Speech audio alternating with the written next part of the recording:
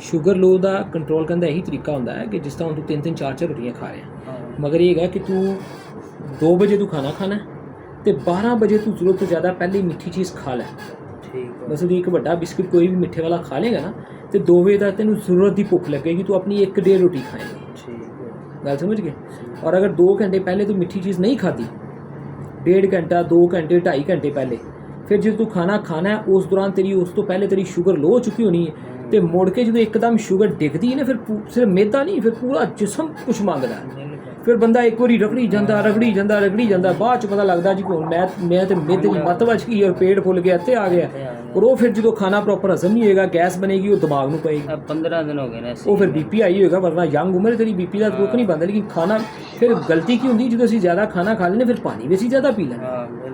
तो पानी के खाने नाल ज़्यादा पीन का तो अज तक नहीं किसी ने कहा, ना ही पीना चाहिए ज़्यादा।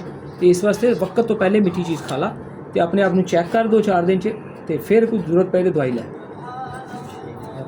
ते